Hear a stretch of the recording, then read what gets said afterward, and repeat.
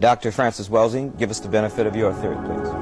Well, my theory was, I wrote the paper in 1969. I wrote a paper called The Cress Theory of Color Confrontation and Racism. And the sole reason behind writing that paper was an attempt to understand the behavior of white people in relationship to all people of color, every place in the world, black, brown, red, and yellow people. And the paper was presented to the Americans at the National Medical Association, the section on psychiatry in neurology, because back in 1969, the Black Caucus in the American Psychiatric Association, we had said that racism, and when we talk about racism, we're talking about the white supremacy behavior of white people. That racism was the #1 mental health problem in the nation and was the #1 cause of other mental health problems. And I wanted to understand what this thing of racism really is all about, because it's the the thing that has caused woe and misery and suffering for the vast majority of the people on this planet that are classified as non-white.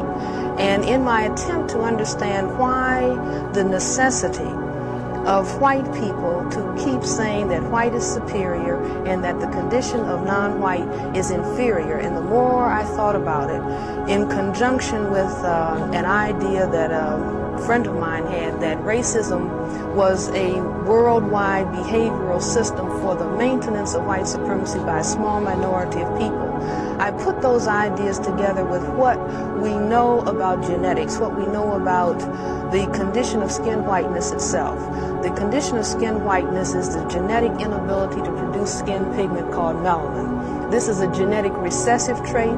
It is a genetic deficiency state, not as defined by Cress Welsing, but defined by geneticists and dermatologists, that the inability to produce the skin pigment of melanin or melanin pigment is described as albinism.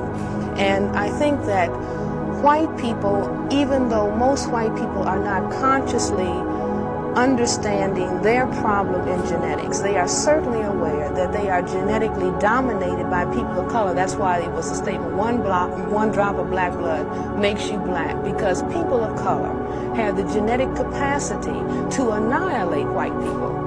And so unless white people control the reproductivity of people of color, then we can postulate that perhaps one day there won't be any white people. And I think that the very survival of white people necessitates that they project genetic inferiority on people of color, because it is they who really are aware that they are genetic recessive and perhaps genetically inferior to people of color. And I am not saying this to call the condition of skin whiteness to say, well, no, white people are inferior. I'm not saying it for that purpose, but I think that it is of prime importance for the majority of people in the world to understand why it is that white people have to, the effective majority, large numbers of white people, have to move in a hostile and an aggressive way against people of color, and have to constantly focus on it's you who's genetically inferior, because they realize that there's something wrong with their genetic status. Now, may I take a call? Oh, sure. All right. Please.